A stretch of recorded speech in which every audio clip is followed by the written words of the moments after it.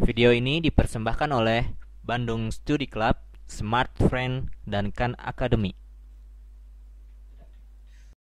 Apakah kita bisa belajar satu atau dua tentang reaksi SN2? Dan Anda akan melihat banyak tentang ini dalam kimia organik. Ini terdengar seperti istilah yang sangat mewah, tapi itu benar-benar hanya singkatan untuk S, singkatan untuk substitusi, N, singkatan untuk nukleofilik. Kemudian 2, dan ini adalah mungkin barangkali bagian yang paling tidak jelas dari SN2. 2 berasal dari fakta bahwa tahap penentuan kecepatan dalam reaksi ini melibatkan dua reaktan.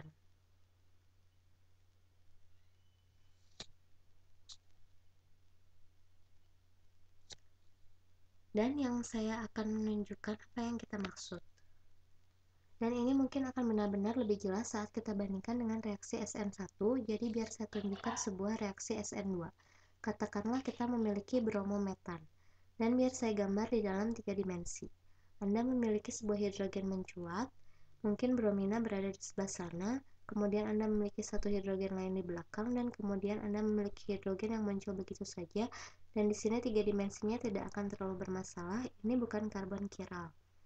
Ini ada kewenangan di sini, tapi nanti kita akan memikirkan apakah karbon kiral dan apa yang mungkin terjadi pada mereka saat mengalami SN2. Jadi saya punya bromometan di sini. Dan katakanlah kita juga punya hidroksida dalam larutan bersamanya. Jadi ini hidroksida dan oksigen ini punya 7 elektron valensi. Bisa Anda bayangkan bahwa cara Anda mendapatkan hidroksida adalah Anda mulai dengan air seperti ini.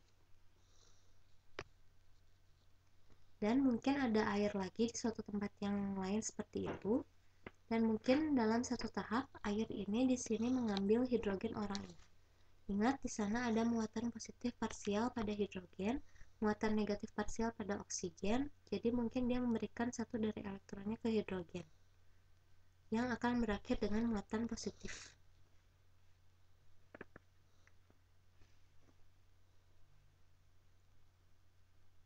Ini akan menjadi kation hidronium. Kemudian elektron ini mengambil kembali elektron berlebih dari hidrogen. Jadi sekarang dia akan punya 7 elektron valensi. Dia akan punya yang satu ini. Itu pada ujung ikatan ini dari yang satu dia ambil kembali. Kemudian itu 2, 3, 4, 5, 6. Dan kemudian elektron ini ke 7. Jadi dia akan punya 1, 2, 3, 4, 5, 6, 7 elektron valensi. Dan dia akan bermuatan negatif. Dia netral saat menjadi air, ketika ia mengambil elektron ekstra, dia akan memiliki muatan negatif. Dan Anda bisa bayangkan ini dalam larutan air, di mana air sebagai pelarut. Jadi, biar saya beri muatan negatif di sini, saya bisa tulis -1 jika saya mau. Dan kita lihat reaksi ini supaya kita tahu apa molekul hidroksida ini atau anion hidroksida ini adalah nukleofil kita. Itu adalah nukleofil di sana. Dan cara terbaik untuk memikirkan tentang sebuah nukleofil adalah dia menyukai nukleus orang lain. Dia menyukai mereka karena nukleus adalah positif. Dia memiliki elektron ekstra, dalam kasus ini dia memiliki muatan negatif, jadi dia tertarik pada nukleus lain. Nukleus dari atom adalah positif, jadi dia tertarik pada elektron. Phil, saya maksud bukan sarjana Yunani, tapi ini maksudnya menjadi tertarik atau menyukai sesuatu, jadi dia suka nukleus. Dan jika Anda ingin membandingkannya dengan asam atau basa, Anda bisa mengklasifikasikannya ini menjadi basa Lewis, sesuatu yang memberikan elektron. Tapi kita tidak sedang menuju ke situ sekarang, ini adalah nukleofil, dia tertarik pada nukleus, pada sesuatu yang positif, dia ingin memberi elektron. Sekarang apa yang terjadi adalah bahwa dia akan memberi elektron pada karbon ini. Karbon ini akan berkata, oh aku mendapat elektron, biar aku berikan elektron ke seorang yang mungkin sangat menginginkannya. Dan dalam kasus ini dia akan menjadi bromina karena kita telah melihat berulang kali bahwa bromina sangat elektronegatif. Dia sudah mulai menguasai elektron dan dia ingin mengambil semua elektron. Biar saya tunjukkan reaksinya. Ini akan berlangsung sangat cepat, atau sebenarnya ini akan terjadi sangat cepat seperti saya menggambarnya, karena ini benar-benar sebuah reaksi satu tahap. Jadi Anda akan mendapati satu elektron yang di sini menyerang karbon, atau saya tidak seharusnya menyebutnya menyerang, terlalu agresif. dia akan memberikan kepada karbon, kemudian karbon berkata, oh, aku mendapat elektron dari arah ini, dia akan memiliki sedikit muatan positif di ujung ini, karena bromina menguasai beberapa elektron, jadi mereka akan tertarik satu sama lain. Mereka akan berbenturan dengan yang lain dengan cara yang benar, kemudian pada saat bersamaan ini semua harus terjadi semacam simultan. Pada saat bersamaan, elektron ini yang diam di ujung ikatan akan pergi ke bromina, maka akan pergi seperti reaksi ini benar-benar jelas terjadi. Jadi secara harfiah adalah sebuah reaksi satu tahap. Jadi Anda memiliki karbon, Anda memiliki hidrogen yang mengarah ke atas. Sekarang biar saya beri kode warna.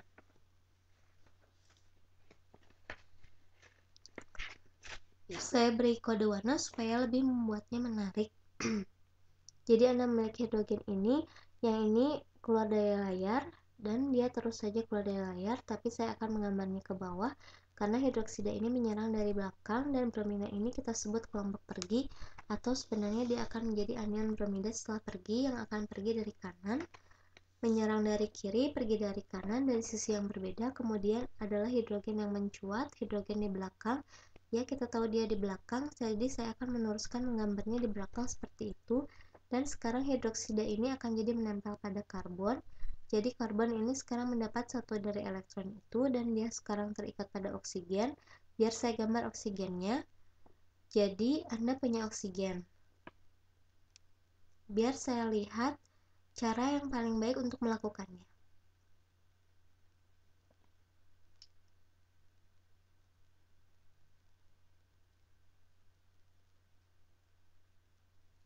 Jadi Anda memiliki oksigen di sini terikat pada hidrogen. Dan biar saya gambar elektron valensinya, jadi dia punya 1, 2, 3, 4, 5, 6, kemudian dia punya elektron yang ketujuh, tapi dia sudah memberikannya, jadi elektron ketujuhnya akan terikat dengan yang satu ini.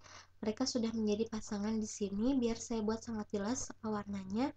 Elektron yang di sana adalah elektron ini. Tapi dia sudah terpasang dengan orang ini, jadi saat dia memberikannya kepada karbon membentuk ikatan kovalen di sini.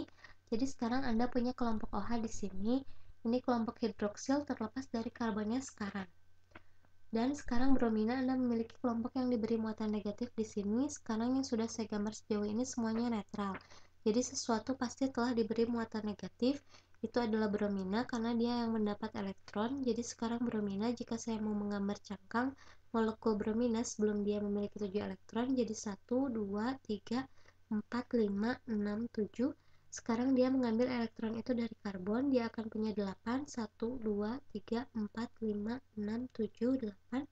Biar saya beri kode warna lagi. Jadi ini elektron di sini saat dia pergi ke bromina akan menjadi elektron itu di sana, dan kita akan memiliki muatan negatif.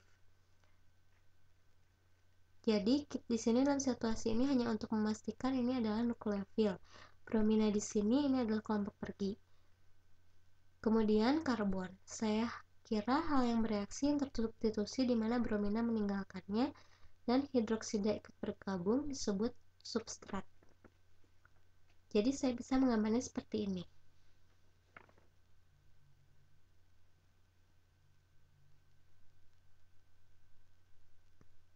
Ini adalah substrat, dan alasan mengapa saya melakukannya ini bukanlah sebuah karbon kiral. Tapi bisa Anda bayangkan ketika kita berhadapan dengan karbon kiral, ketika mereka menjalani reaksi SN2 seperti ini, kiralitas mereka akan berubah. Jadi membiarkan Anda di situ sekarang, itu akan memberikan Anda sesuatu yang dipikirkan reaksi SN2.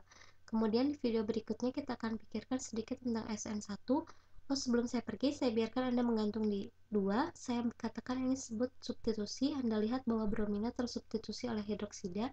Sifat nukleofilnya, dia melibatkan hidroksida ini yang menyukai nukleus. Kemudian saya katakan tahap penentuan kecepatan melibatkan kedua reaktan, dan di sini ini mungkin tidak sepenuhnya jelas, tapi tahap penentuan kecepatan adalah sebenarnya apa yang terjadi di sini. Dan jika saya menggambar sebuah antara, Anda bisa menggambar sebuah tahap antara di sini. Biar saya copy dan paste di bawah sini. Jadi Anda sebenarnya bisa menggambar sebuah tahap antara. Jadi biar saya copy yang satu lagi. Biar saya copy ini.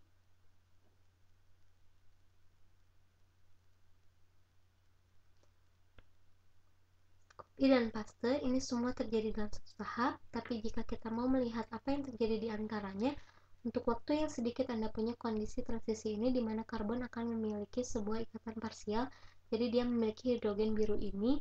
Biar saya gambar hidrogen ini dengan warna biru mencuat dan dia memiliki hidrogen lain.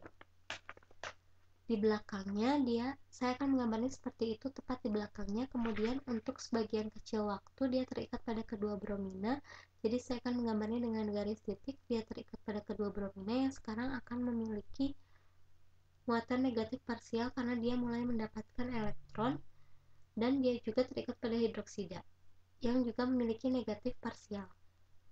Anda bisa membayangkan muatan negatif ini sekarang terbagi di antara dua.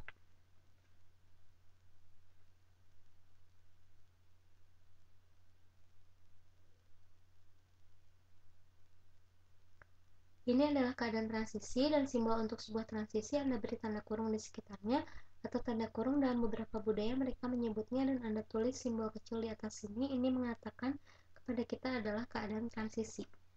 Ini bukan salah satu dari peralihan semi-stabil, ini adalah sesuatu yang akan kita lalui. Ini adalah sebuah reaksi SN2 karena keadaan transisi ini sebenarnya menentukan kecepatan dari reaksi. Ini membutuhkan keadaan energi tertinggi dari reaksi ini yang akan saya katakan menentukan kecepatan. Dan dalam keadaan ini, tahap penentuan kecepatan ini Anda punya semua reaktan, Anda punya hidroksida di situ, Anda punya bromoetan di mana ya kita mulainya tadi. Jadi kita punya dua reaktan. Itu sebabnya ini disebut reaksi SN2. Video ini dipersembahkan oleh Bandung Studi Club, Smart Friend, dan Khan Academy.